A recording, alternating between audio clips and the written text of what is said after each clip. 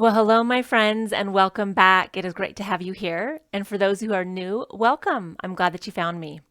All right, my friends, today's topic, we are going to be talking about how to change a thought and what that looks like and kind of the steps in how to do that. And three of the main things that I want to talk about during this is time, money, and relationship. So if those things are something you want to dive into, you're going to want to stick around for this video. I am going to help you make decisions and commit to them. Learn how to navigate difficult conversations and say no without guilt. Let's begin by building your inner strength. Welcome. I'm Angela Dryden, your life coach. All right, my friends, let's go ahead and dive into this topic today on changing a thought. And three of the circumstances I kind of brought up at the beginning of this video was time, relationship, and money. Now, I brought up those three circumstances because we all probably have some kind of thought and belief about time, money, and relationships. And we probably have had them for a long time. Most of us might have had those thoughts for up to 10, 15, 20 years even. And we have believed these thoughts about time, relationship, and money, and they just kind of become concrete. In fact, sometimes we believe that we don't have enough time, I don't have enough money is not a thought. We believe that is a fact. And when that happens, we confuse our thoughts to facts, believing that there is no other option, which makes us shut down and start to feel defeated. And as a life coach, I want to help people see that there are many options and many ways to view things. So I am going to start with an example of construction when it comes to our thoughts and about changing a thought. Now, if you've ever have done any kind of remodeling in your home, if you've ever done any like building a new house, they are two different beasts. So if you build a new house, there's that type of construction, right? Where there's time, where there's materials, and you're building it from the ground up. And usually you have like the one contractor, or you're doing it yourself, and you're building that from the ground up. So you know what's going in those walls. You know exactly where the electrical is going to run. You know where the vents are going to be. You know all the things of where that's going to be based on the blueprints that you have, and going forward, you know what to expect. Now, so that's building a new house. Now let's do the flip side of it where it comes to remodeling a house. If you've ever done any kind of remodeling at all in your house, you know that sometimes it'll take a little bit longer than you thought. When it comes to remodeling, you're not sure exactly what's behind the walls. You're not sure exactly how the plumbing went. You think you have an idea of what they did when they first did it, but sometimes, right, we're not there when they first created that house, and so we don't know what they were thinking at that time. And because of that, you can make assumptions, but they might be off, they might be wrong. It could take longer. You have to reconstruction something that maybe it's old over time or whatever it is, right? So you're having to redo things, and it could take longer. So when it comes to remodeling or building a new home is nicer. It's easier. It's not just that it's like it just becomes, it's easier in the sense that you know what you're getting into. When you're remodeling, you're knocking down walls, you're going into electrical, plumbing, wiring, all the stuff that you're not exactly 100% sure. You might even have a blueprint, but there might have been something that's changed since that blueprint. And so remodel is kind of, I guess, a crapshoot for lack of better words. Like that's kind of what's happening with remodeling. New construction, new construction.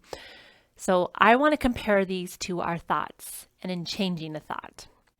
Now, when we have thoughts, we think the bright, shiny new construction looks better. Like that's a lot more fun. I want to do that when it comes to changing a thought. I don't like this old thought I've been having about nothing ever works out the way I want it to. Like I've had this thought forever. I don't want to have to try to change it or do anything with it. I just want a new thought. Like I need to start just believing like everything's going to work out in my favor. I just want to start believing that, and hopefully I will attach myself to it in a way that it just feels like it's real. And this is where I want to ask that it could possibly be that you are feeling like it's more like a hope, a wish, or a dream. Like it's not really there, and you're just hoping that it will be eventually there. You're wishing that this will make a connection sometimes. You're dreaming that this could be your reality sometime soon. Now that's when you're reconstructing a new thought. Now you have on this side, right, the remodeling of a thought you already have. Now the beautiful thing about the thought you've already had is you're the one that constructed it. You're the one that it came up, you figured out, you had the thought, whether somebody gave you or offered you that thought or whatever it looked like for you, right? Or you had a certain need that you were meeting, and so you decided to take on that thought and you believed it. Whatever's going on there, that's within your realm. Like you were the constructor of it. You can kind of sit with what is. You go so much further, faster than if you try to construct something new. When you're dealing with your thoughts, is that those that are wanting to move forward with a new thought and wanting to create, changing a thought so that they can just morph it a little bit, just so it takes the edge off, just so that they don't feel exhausted.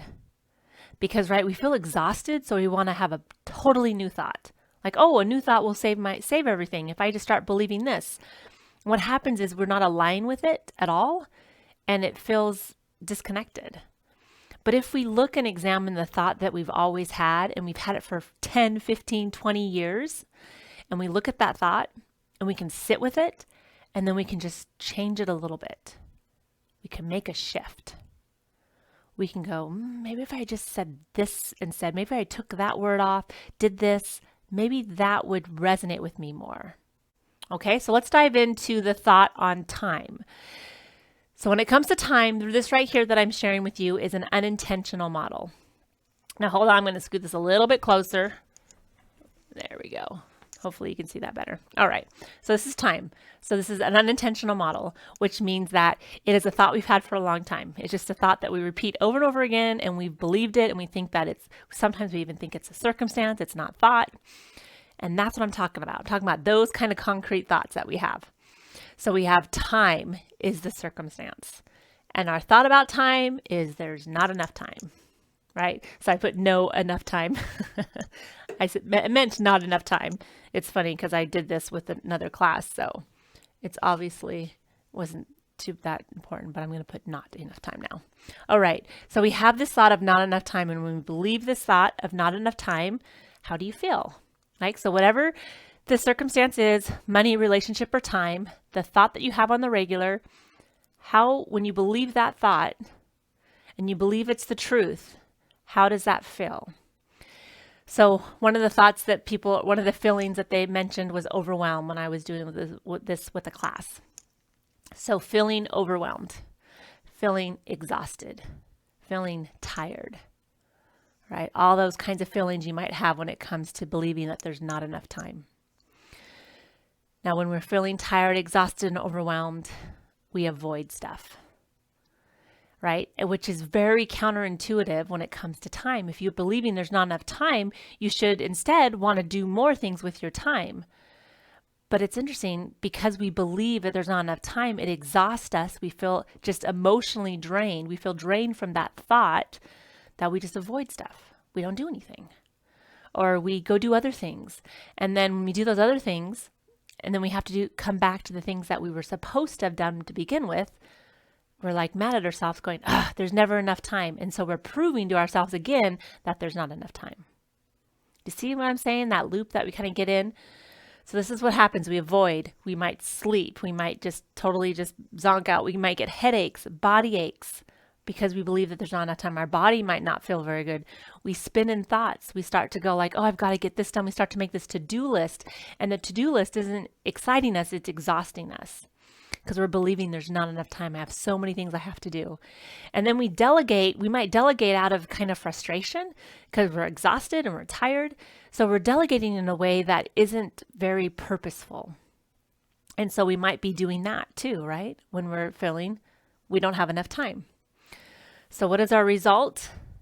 Well, because we're avoiding things, we're spinning, we're sleeping, we're doing all this stuff, in the end of it all, we really feel like our result is not enough time. So, which is very interesting, because this is one of the things with model work, is our thought really does prove our results. Our results is then we keep on believing that we don't have enough time. So we are kind of going, this is when we talk about being on that hamster wheel and just continually doing the same thing over and over and over again, hoping for different results, right? This hoping, wishing, dreaming, because we just put on a better thought. We think that that's going to solve our problems, but we don't deal with what's actually going on. So it's like, wait a minute, this is a thought I'm believing, not enough time. What could I believe instead? Without like changing the whole thing, like without kind of going like, there's more than enough time. Here we go. Here's an example. This is called an intentional model. This means we're intending on changing a thought. So again, the circumstance is still time. Instead of not enough time, how about I have time? Like, you're not saying you have a lot of time. You're not saying you have all the time. You're just telling yourself, I have time. Like, just acknowledging it as opposed to using it against yourself. Because when we tell ourselves we don't have enough of something, we're literally telling the universe, like, we don't need it. We don't have enough. Like, there's never enough. And so we find ourselves proving that over and over again in our lives in the result line. So if we could stop and pause and go, well, there are times I can see that I do have time. Can you find just some kind of proof there? Can you find any time where you're like, well, I did have time to go with a friend somewhere. I did have time to meet with this one person. I did have time to do this. And look at it and go, okay, I do have time. And just drop the enough, right? That you don't have enough. You could be like, I do have time. So you kind of look into this, I have time. So you feel a little calmer when you start to believe I have time. Like, it feels just a little bit more, it kind of takes the edge off. You don't feel like you have to get there. You don't feel like you are never going to have enough. It's like, okay, I do have time. So it gives you that time to kind of stop and pause. You can start to organize things a little bit different, prioritize things the way that you need to. And you start to delegate in a more purposeful manner. You can start to see what are things that I can say no to, and what are some things that I can continue saying yes to, and how does that look for my time schedule, for what I'm choosing on how to spend my time. So then we start to take ownership of the thought, I have time. And you know what happens in the results? You start to see that you have time. Now, there's a big, a quote or a thought or an affirmation about focus. We talk about focus a lot, about focusing on. What I find interesting about focusing is that focus is when we decide what we are going to believe about what already is. And then we do it from a place of this is, and now this is what I'm creating. And when we can start to focus in that manner, and we can start to see that where circumstances are in our situations, right, in life, and we can start to look at money, relationships, and time as circumstance, and look at our thoughts we're having about it. Where is our focus? Our focus is within that thought. If you're believing there's not enough, that's your focus. And as much as you want to say that I have more than enough, I have abundance, if you really don't believe that, you're not aligned with yourself. So it's like, so what do I need to do with what I already do believe, and how can I take the edge off so that I start to feel like I can move forward with more purpose?